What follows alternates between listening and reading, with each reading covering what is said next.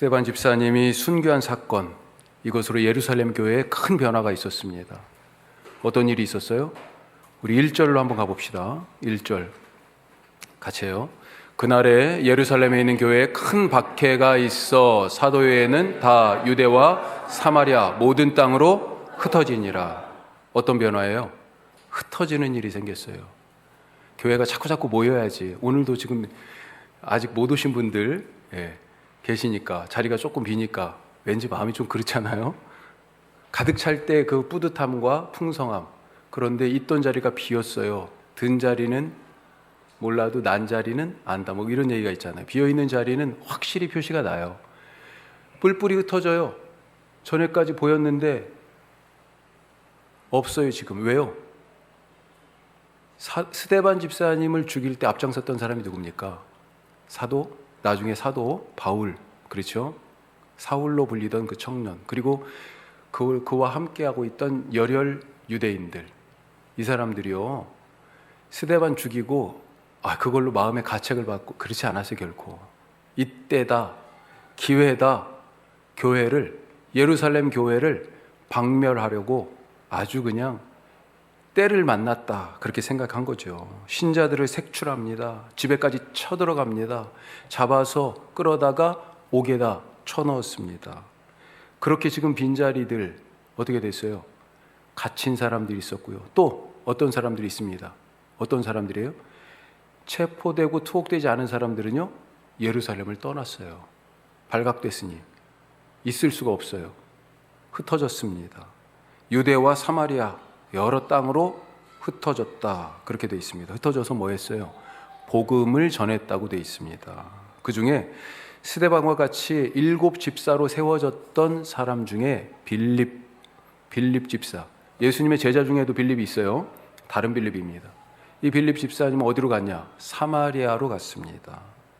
거기에서 그리스도의 말씀을 전했고 여러 표적들을 행했다, 이렇게 되어 있어요. 더러운 귀신이 소리 지르며 나가고, 정말 놀라운 일이에요. 중풍병자도 낫고 못 걷던 사람도 걷는, 마치 예수님이나 제자들이 행했던 그런 기적들, 표적들이 이 빌립 집사님을 통해서도 나타납니다. 그러자 사람들이 전하는 말씀은 듣고, 행해지는 표적은 보고, 믿고 빌립을 따릅니다. 사마리아가요, 이 도시가 완전히 바뀌었습니다.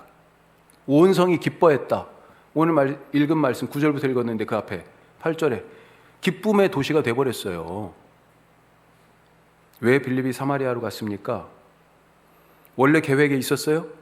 예루살렘 교회 목회 계획에 사마리아 선교가 있었어요? 이 일을 놓고 준비하고 기도했습니까? 그렇게 잘 준비하고 훈련받아가지고 파송받은 거예요? 아닙니다. 스데반이 갑자기 돌에 맞아 죽고 신자들이 그렇게 막 붙잡혀서 투옥당하고 그렇게 교회가 깨지게 돼서 몸을 피해 갔던 겁니다, 사실. 그런데 사마리아의 복음을 전하라, 이게 사실 원래 예수님의 명령이셨잖아요. 우리가 여기에서 한 가지 그래서 생각해 볼 것이 있습니다. 오늘 첫 번째 말씀 같이 해요. 복음은 삶을 송두리째 바꿉니다. 이게 무슨 말이냐? 예루살렘 교회가 복음 안에서 지금 세워졌고 예수를 믿는 제자와 지금 신자들이 있는 거잖아요. 그런데도 불구하고 아직 바뀌지 않은 부분들이 있었다는 겁니다. 예수님이 그것을 안타까워하셨어요. 그래서 사실은 이 교회가 깨지는 사건이 교회가 뒤바뀌는 사건이었어요, 사실은. 코페르니쿠스적 전환이다, 뭐 이런 얘기가 있죠. 코페르니쿠스 누굽니까? 지동설을 얘기한, 중세까지 사람들은 모든 천체가, 우주가 지구를 중심으로 돈다, 그렇게 믿었습니다. 보이는 게 다 그거니까요. 아침에 해가 움직여요. 나는 가만히 있는데 달도 움직여요. 별도 봄, 여름, 가을, 겨울 별자리가 달라요. 우리가 중심이구나. 지구와 인간이 우주의 중심이라는 이 세계관, 우리는 천동설이라고 얘기하죠. 그런데 성경에서 온 건 아닙니다. 성경에서 온 걸로 우리가 착각하고 있는데, 헬라의 철학자, 그리스의 철학자 플라톤이 이런 얘기를 했고요. 아리스토텔레스가 또 체계화했고요.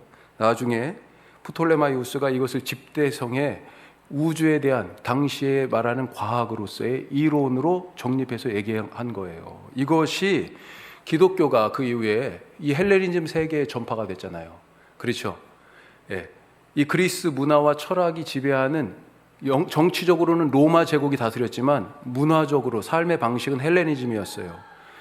이 속에 그리스도교가 전파되면서 바로 이 세계관, 이 과학으로 당시에 받아들여지던 이 사상을 채용하면서 기독교 신앙의 일부가 되어버린 것입니다. 그래서 지구와 인간이 우주의 중심이라는 이 세계관이 그 이후의 삶을 계속해서 지배했던 거죠. 빠져나오기가 힘들었습니다. 우리가 알잖아요. 갈릴레오 같은 사람은 아니 보이는 건 그거지만 진실은 지구가 돈다는 거야. 태양을 중심으로. 그렇게 얘기하다가 죽을 뻔했잖아요. 사람들의 생각이 바뀌는 것이 쉽지가 않습니다. 요즘 어떤 사람도 있는 줄 알아요? 지금 이 시대에도 지구가 평평하다는 걸 믿는 사람들이 있어요. NBA의 농구 선수, 미국 프로농구 선수 중에 유명한 스타 중에 하나가 카일리 어빙이라는 사람이 있습니다. 유명한 가드인데요. 근데 이 어빙이 지구 평평설을 믿는다고 돼 있더라고요. 놀라운 일이에요. 아니 요즘은 인공위성을 쏴가지고 지구가 어떤지 우주 바깥에서 사진도 찍어 보내는데 지구가 둥근 게 아니고 평평하다는 것을 아직도 믿고 있는 이런 사람들이 있다니까요. 사람들의 생각, 그 인식의 틀, 이걸 깨고 바꾸는 것, 믿는 것을 바꾸는 것 참 어렵습니다. 제자들과 이 처음에 성경에 나타난 이 교회도 예수를 믿고 부활을 증거했지만 바꿔야 되는 생각과 삶의 틀, 이것을 아직 변하지 못한 그런 부분들이 있었다는 겁니다. 뭐 때문에 그래요? 유대인이었기 때문에 갖고 있는, 유대인의 정체성에서 나오는 나도 모르게 내 삶에 뿌리 깊이 박혀 있는 그런 삶의 태도와 생각들, 사실은 이것이 복음의 진보를 가로막고 있었어요. 예수님의 마지막 말씀이 뭡니까? 복음의 증거잖아요. 예루살렘과 온 유대와 사마리아와 땅끝까지 가서 복음을 증거해라. 너희가 증인이 되어라. 그렇게 당부하셨습니다. 어떻게 해야 전할 수 있어요? 어떻게 지금 이 예루살렘에서 지금 모여 있잖아요. 어떻게 유대 땅으로 갈 수 있어요? 이 유대 땅으로 가라는 얘기도 아주 의미 있는 얘기예요.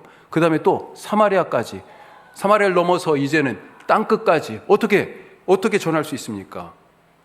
사도행전은 사실은 그걸 얘기해 주고 있잖아요. 그 지역이, 그 경계가 한 단계씩 넘어갈 때마다 무슨 일이 있어요? 틀을 깨는 일이 있어요. 틀을 깨는 일이. 예수님이 사실은 그걸 다 보여주셨지요.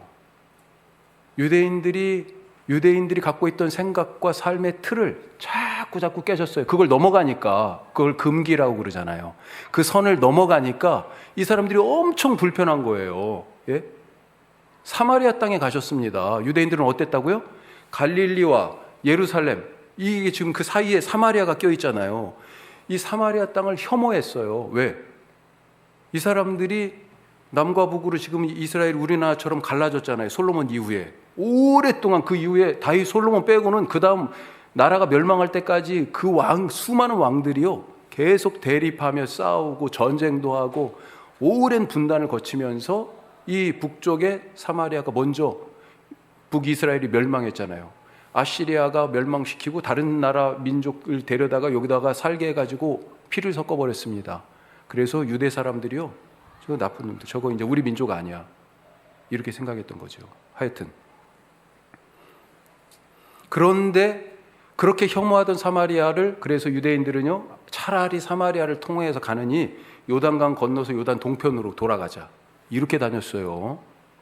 그런데 예수님이요, 사마리아를 통과하시면서 사마리아 여인을 만나셨잖아요. 두로와 시돈 혹은 가이사라 빌립보, 이런 다 이방 땅입니다.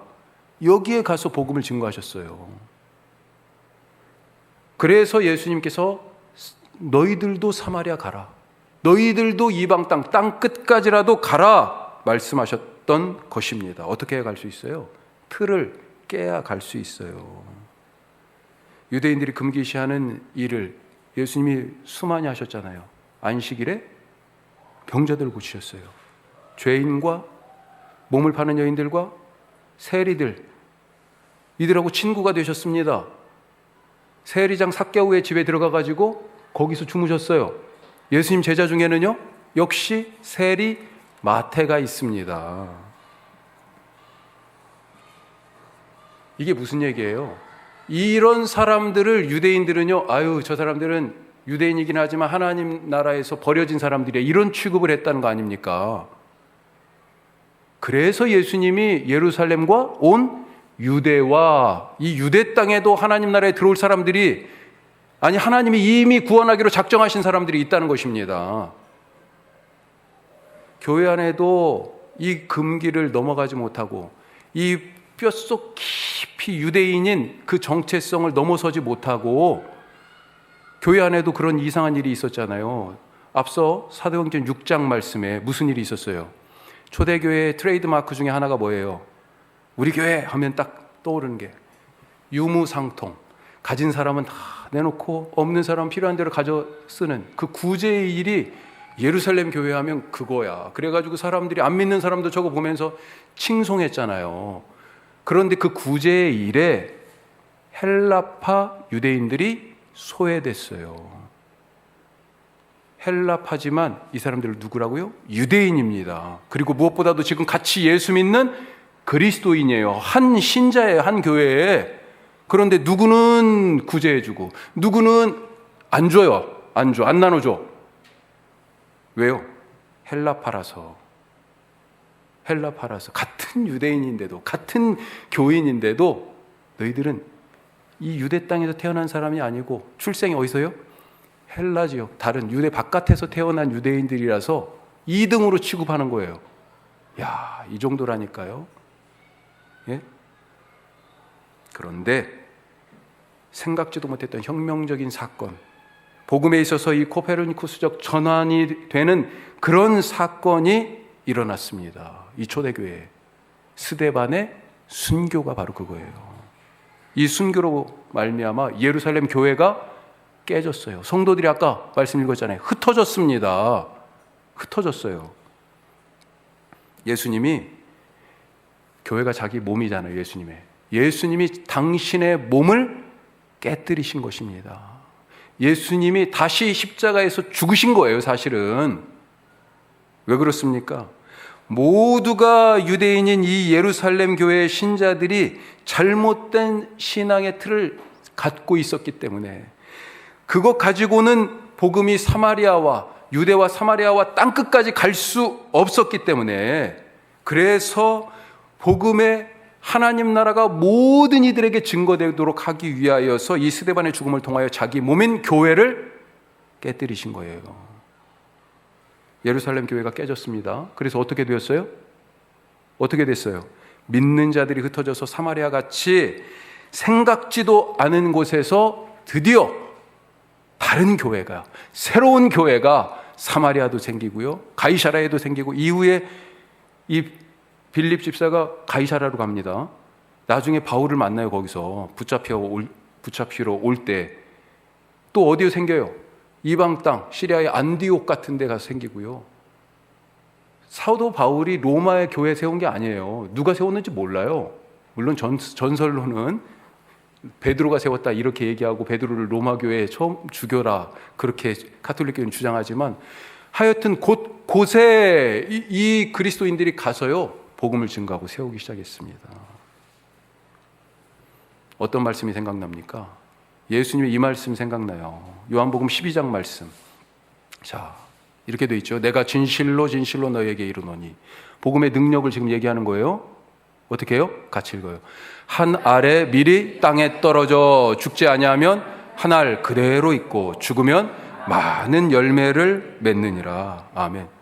예루살렘 교회가 썩어지는 밀알로 심겨져서 죽어서 깨져서 지금 수많은 교회라는 새로운 열매들이 맺힌 것입니다.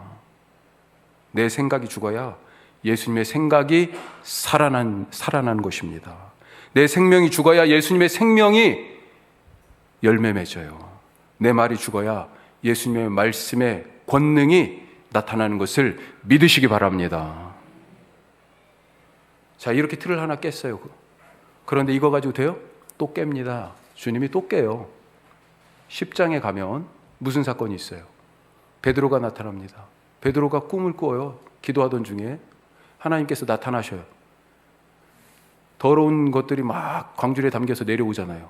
야, 이거 잡아먹어. 깜짝 놀라죠? 이거 부정한 짐승들이에요. 다 먹어서는 안 되는 거고 접촉해서도 안 되는 거고 보기에도 너무 징글징글한 것들인데, 그런데 이걸 먹으라고요? 안 됩니다. 못 먹습니다. 왜요? 아니, 레위기 율법의 말씀에 그렇게 돼 있잖아요. 그냥 마음대로 못 먹겠다고 한 게 아닙니다. 베드로는 나름대로 말씀에 근거해서 대답한 거예요. 그런데 이런 꿈이 3번이나 다시 광주리가 올라갔다가 다시 또 내려오고 또 내려오고, 이게 무슨 꿈일까? 이게 무슨 말씀일까? 그러고 있는데 문을 두드리잖아요. 로마 군대 장교 백부장 고넬료가 보낸 사람이, 선생님을 모셔오라고 우리 고넬료 백부장이 보냈어요. 이방인 고넬료의 집에 가서 베드로가 복음을 전합니다. 베드로도요, 그 틀을 깨기가 쉽지 않았어요. 이방인에게 가서 복음을 전해야 되는데 이 더러운 짐승과 같은 이런 벌레들과 같은 이방인을 그렇게 생각하고 접촉하고 말하고 함께 밥 먹을 수 없다고 생각하는데 어떻게 복음을 전할 수 있겠어요? 하나님이 다시 틀을 깨는 거죠. 스데반을 죽이는데 앞장섰던 바울이 나중에 이방인을 위한 사도가 되죠. 자, 이방 땅에 복음을 전합니다. 누가 믿어요? 이방인들이 믿게 되잖아요, 이제. 그래서 교회에서 골치가 아픈 거예요. 아니요, 이방인들이 하나님을 믿으니 이거 어떻게 하지?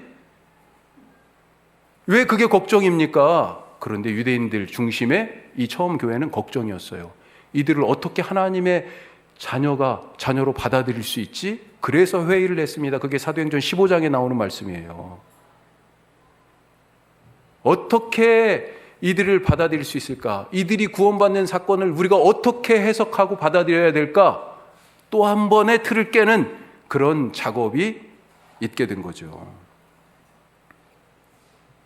유대인들이 예수 믿고 신자가 되고 제자도 되고 그랬지만 어려서부터 배웠고 그렇게 지금까지 살아와서 몸에 배어있는 뼛속부터의 그 유대인으로서의 정체성과 그 삶의 태도, 신앙의 가치관, 이것들을 깨는 것이 쉽지 않았다. 그런데 분명한 것 한 가지가 뭐예요?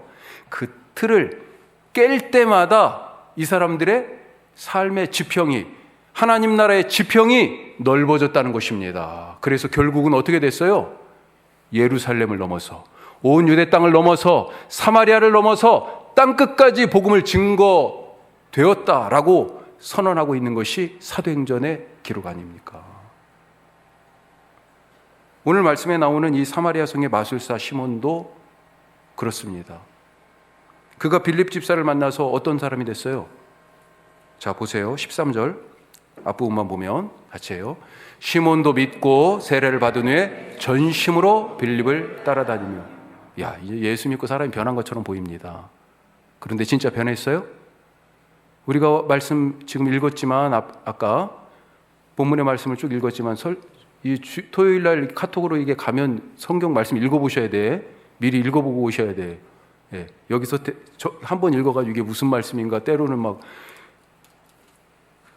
오늘 본문 말씀에 나와 있잖아요. 진짜 변하지 않았잖아요. 그렇죠?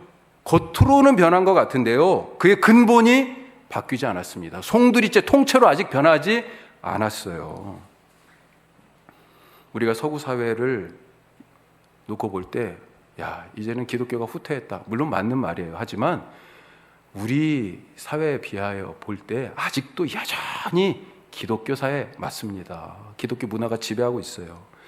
하지만 이 사람들이요, 전에 그렇게 예수를 열심히 믿었었는데 통째로 이 신앙의 자유를 찾아서 아메리카, 이 미지의 땅에 왔었는데, 그런데 와서 무슨 일을 했습니까? 지금도 가장 미국에서 보수적인 신앙, 세계에서 가장 제일 큰 교단이 주로 있는 데가 이 남부 바이블 벨트라고 하는데요. 예? 그런데 무슨 일을 했었어요? 그 전에 아프리카에서 흑인들을 잡아다가 사냥해다가 노예로 짐승처럼 부렸잖아요. 그것 때문에 미국 내에서 내전이 일어났었잖아요. 우리는 남북전쟁이라고 얘기하는데 지금은 어떨까요? 싹 없어졌을까요? 그런 아픔과 고개들을 건너왔으니까 작년 봄에, 미국은 아니지만 아일랜드에 한 어린이 체조 대회에서 있었던 일입니다. 어린이들이 메달 수여를 받으려고 이제 끝나고 이게 이제 상 받을 사람들이 이렇게 쫙 서 있는 거예요. 사진 한번 보시죠. 자, 앞에서부터 왼쪽에서부터 지금 메달을 걸어주고 오고 있는 거예요. 이 지금 곤색 옷 입은 어른이 시상자예요. 쭉 걸어오고 있는데 세 번째까지 걸어줬는데 네 번째 선수를 걸어주려고 딱 해서 얘가 얼마나 지금 가슴이 부풀어서 기대하고 있을 거예요. 그런데 이 친구를 건너뛰었어요. 그 다음 사람한테 걸어줘. 누구예요 지금? 원 보이십니까? 이 꼬마가 누구예요? 이 대회에 참여한 유일한 흑인 체조 선수라는 거예요. 이 사건이 18개월이나 지나서 국제사회에 알려졌습니다. 미국의 세계적인 흑인 체조 선수, 지난 올림픽에도 사실은 메달은 기대만큼 못 땄는데 아주 지금 시대의 독보적인 그런 체조 선수예요. 시몬 바일스라고. 이 흑인 체조 선수가 트위터에 영상을 올리면서 이것이 막 사람들에게 이제 더 많이 알려졌어요. 그러면서 공분이 막 이 일에 대해서 분노하니까 아일랜드 체조협회에서 사과를 냈습니다. 이 가족에게.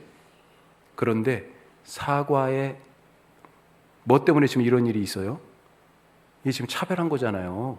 그런데 이 사과에 인종차별에 대한 말은 한마디도 없어요. 그냥 실수였다, 이 정도. 서구 사회의 가장 큰 갈등의 바탕, 제가 볼 때는 차별입니다. 그것도 인종차별. 유대인들의 차별을 우리는 뭐라고 불러요? 선민의식, 이렇게 부르는 것입니다. 그게 좋은 말이 아니에요, 사실은. 물론 좋은 말이죠. 그런데 그걸 지금 다른 의미로 쓰고 있어요. 차별의 다른 말이에요, 선민의식이. 이것 때문에 예수 믿는 유대인 신자들이 사마리아 사람들이나 이방인들이 하나님의 자녀가 되는 것을, 아니 우리랑 동급이 되는 거네, 같이. 그래서 받아들이기 어려웠던 겁니다. 우리만 선민인데, 내가 순혈 하나님의 자녀인데, 아니 저 사마리아 사람들, 그렇게 혐오하던 사람도 하나님의 자녀가 된다고 그러고요, 지옥의 불쏘시개만도 못하게 생각했던 이방인들도 하나님의 자녀가 된다고 그러니까 정말 그래야 되는 거야? 그 선을 넘어가기 어려웠던 거죠. 복음을 듣고 믿었지만 아직 이 예루살렘 교회, 심지어 제자들 중에서도요, 삶이 송두리째 바뀌지 않았다는 겁니다. 나는 어떻습니까? 나는 복음을 통해서 인생에 대한 내 생각, 성공에 대한 내 욕망, 세상을 바라보는 내 삶의 가치관, 그 눈, 그것이 통째로 바뀐 사람입니까? 내가 깨트려야 할 신앙의 틀은 없습니까? 그것을 깨는 순간 어떻게 돼요? 복음의 지경이, 삶의 지경이 그만큼 넓어져요. 우리 교회는 어떻습니까? 우리가 원주 함께하는 교회라는 이름으로 5년을 지나고 10년 기대하십니까? 20년, 50주년 기대하세요? 감사합니다. 그렇게 맞이할 수도 있겠어요. 그렇지만 꼭 그래야 한다고 보지는 않습니다. 언젠가도 그런 설교 한번 말씀을 같이 나눴었습니다만, 그때 제목이 사라지는 교회였어요. 어떻게 담임 목사 그런 설교를 할 수 있나, 그렇게 의아하게 생각하셨을 수도 있어요. 그런데 복음을 위해서 때로는 예루살렘 교회처럼 깨지는 것이 더 유익할 수도 있다. 한 알의 밀알이 되려면 어떻게 해요? 열매 맺는 한 알의 밀알이 되려면 썩어야 되고, 복음의 맛을 내는 소금이 되고 구원의 빛을 내는 그런 등불이 되려면 녹아 없어져야 한다는 말입니다. 그래서 더 많은 교회가 생기고, 그래서 더 많은 사람들이 복음을 듣고 구원을 얻을 수 있다면 이것보다 더 아름다운 일이 어디 있겠나. 예루살렘 교회가 깨진 것이 바로 스데반의 순교였잖아요. 스데반의 순교 때문에 이 예루살렘 교회가 깨지게 됐고, 그리고 그것 때문에 복음이 흥왕하게 됐어요. 오히려 그래서 스데반의 순교가 더 값지고 아름다운 것 아니겠습니까? 우리가 그런 삶을 살아가실 수 있고 그런 교회를 소망할 수 있기를 주님의 이름으로 축복합니다. 두 번째로 같이 해요. 나를 위하여 예수를 믿지 말라. 오늘 말씀에 나오는 시몬, 사마리아 성의 마술사 이렇게 소개되어 있습니다. 사마리아 사람들, 아까도 말씀드렸지만 이 사람들 남과 북으로 이스라엘이 이렇게 나눠지고 어떤 의미에서는 오래 단절되어서 예루살렘에 가서 예배를 드릴 수 없어서요. 이 사람들은 어디서 예배를 드렸어요? 사마리아에 있는 그 산에서 예배를 드렸어요. 예를 들면 그리심산, 또 혹은 베델 이런 데서 예배를 드렸단 말이죠. 예. 그래서 사마리아 여인이 예수님 만났을 때 뭐라고 그래요? 우리도 예배드리고 있다고 얘기하잖아요. 신앙이 없는 사람들이 아닙니다. 자기들만의 하나님의 신앙이 있었어요. 그리고 우리 조상들은 가르쳐줬어요. 어디서? 예루살렘까지 가지 마. 거기는 남의 나라잖아요 이제. 그렇죠? 같은 민족이지만 우리는 이 산에서 예배드리라고 그렇게 배웠는데요. 당신들은 예루살렘에서 예배드려야 한다면서요. 어디서 예배드려야 되죠? 예수님께 물은 게 그거잖아요. 자기들이 예배 드리고 있었습니다. 사마리아 사람들. 이 사람들은 경전도 있었어요. 이스라엘 유대 사람들이 제일 중요하게 유대인들이 생각하는 게 뭐예요? 토라잖아요. 토라. 율법의 말씀. 창세기, 출애굽기, 레위기, 민수기, 신명기. 사마리아 사람들도 이 오경이 있었어요. 이걸 뭐라고 얘기하냐면 사마리아 오경이라고 얘기합니다. 자기들의 이 토라, 자기들의 버전이 있었어요. 예배도 있고 말씀도 있었어요. 자기들 신앙이 있었다니까요.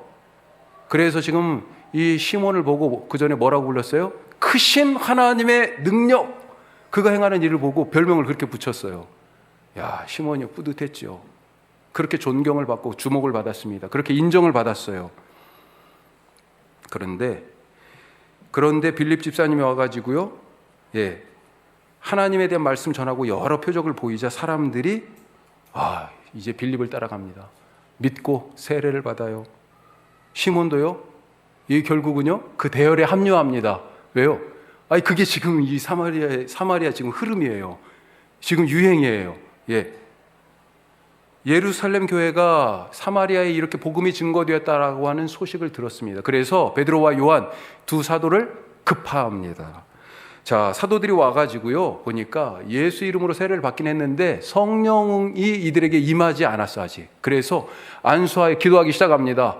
사람들에게 안수하자 어떤 일이 일어나요? 지금까지 빌립이 행했던 것과 또 다른 차원의 성령의 역사가 있어요. 그걸 성령 세례, 성령이 그들에게 임했다, 지금 그렇게 표현하고 있잖아요.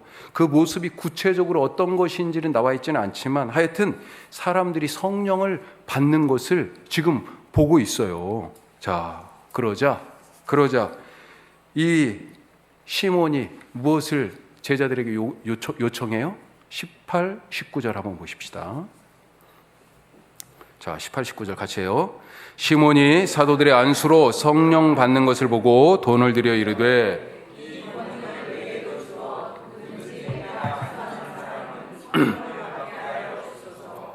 야, 이게 지금 어떤 말로 들립니까? 교회에 헌금을 지금 많이 준비해 가지고 왔어요. 와가지고 이 헌금 드리면서 뭐라고 그래요? 내게도 은혜 주십시오. 내게도 성령 주십시오. 나 성령 받기 원합니다. 그랬더니 목사님 물어보는 거예요. 왜 성령 받기 원하십니까? 그랬더니요, 내가 이 성령 받아서 내가 기도하는 사람, 내가 안수하는 사람도, 우리 베드로 요한 선생님이 하시는 것처럼 내가 안수하는 사람도 그 사람들도 성령 받았으면 좋겠습니다. 얼마나 좋은 얘기예요 지금. 겉으로 볼 때는 참 위대한 헌신 아니에요?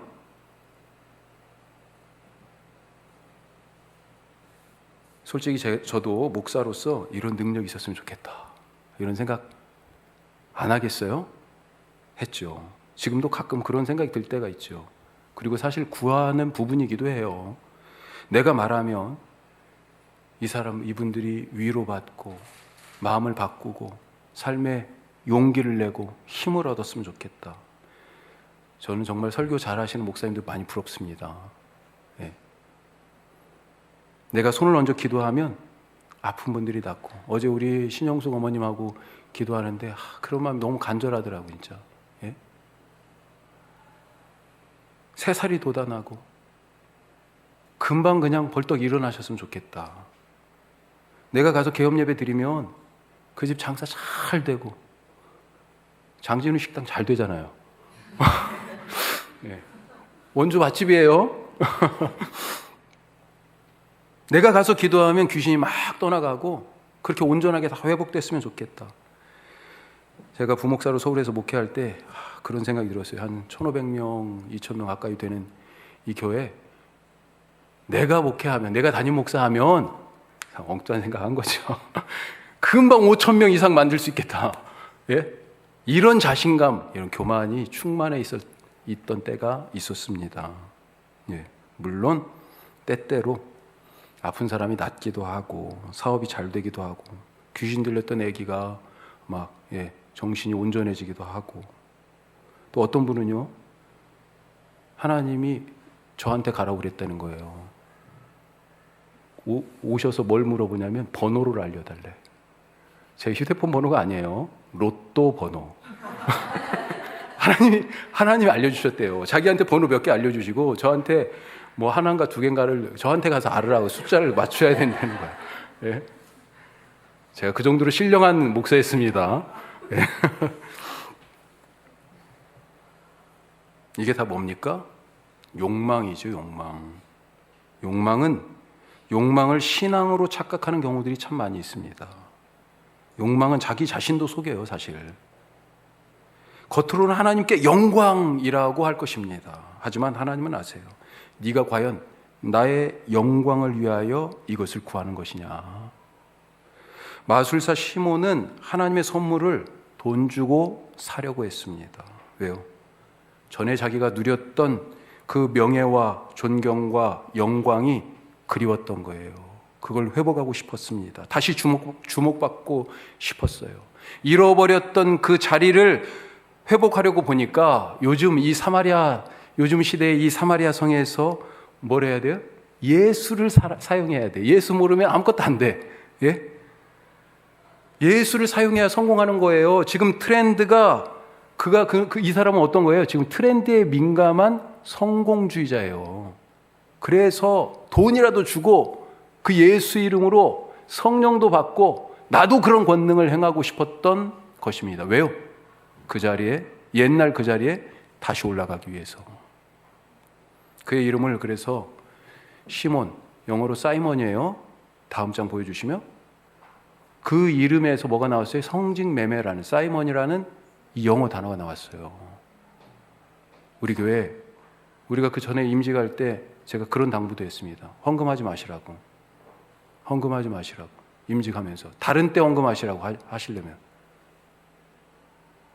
하나님의 은혜를, 하나님의 주시는 직분을 돈을 주고 내가 이만큼 값을, 내 대가를 치렀는데, 이런 생각 자체가 틀린 거예요. 헌금은 복채가 아닙니다. 제가 남의 종교 얘기해서 좀 그렇지만 지난번에 1박 2일 경주 갔다가 불국사 갔었어요. 역시나 다보탑 석가탑 멋있더라고요. 그런데 그게 아니고 역시나 모든 전강마다 이게 다 달려있어. 예? 그 앞에 모든 전강마다 계시면서 전화하고 계시는데 가만히 들어보니까 이게 기아인 차 가지고 리뉴해야 되는 거예요. 갱신해야 돼. 그래서 돈을 얼마짜리래, 저 등이. 보니까 어떤 등은 1년짜리고요. 어떤 등은 3개월짜리고요. 어떤 등은 6개월짜리야. 와, 뭐 다 말씀 안 드려도. 복채가 아니에요, 복채가. 헌금은 복채가 아닙니다. 착각하지 마십시오. 봉사도 마찬가지예요. 내가 이만큼 봉사하고 헌신했으니 하나님도 이만큼 주셔야 한다고 딜을 하나님과 시도하지 마시기 바랍니다. 어떻게 해야 성령 받습니까? 이 시몬은 돈 주고 살려고 그랬는데 어떻게 해야 받아요? 이미 가르쳐 줬어요. 베드로가 얘기했었습니다. 2장 말씀에 자, 베드로가 이르되 같이요. 너희가 회개하여 각각 예수 그리스도의 이름으로 세례를 받고 죄 사함을 받으라. 그리하면 성령의 선물을 받으리니. 아멘. 그래서 오늘 말씀도요. 이 뒤에 20절에서 뭐라고 돼 있어요? 회개하라고 베드로가 얘기합니다. 회개하라고. 네가 무늬만 신용으로 세례만 받았구나. 진짜 참 회개가 없었구나. 죄 사함이 있는 자에게 성령의 선물이 그에게 주어지는 거죠. 그런데 이 세례가 뭡니까? 죽는 거잖아요. 예수님과 함께 십자가에 죽는 것입니다. 그게 세례의 본질이에요. 시몬은 자기를 위해 예수님을 믿었습니다. 자기가 안 죽은 거예요. 하지만 예수 믿는다는 것은 내가 죽는다는 것입니다. 위할 내가 없어요. 오직 예수님만 남아 있습니다. 내가 죽고 예수님의 몸인 교회로 사는 것. 이것이 바로 신자의 삶이다. 오늘 이 말씀대로 나의 틀을 깨면서 삶의 지경을 넓혀주시는 복음을 확장하시는 주님의 은혜를 경험하고 나는 죽고 예수로 사는 하나님의 영광을 위한 삶이 되시기를 주님의 이름으로 축복합니다. 기도하겠습니다. 주님.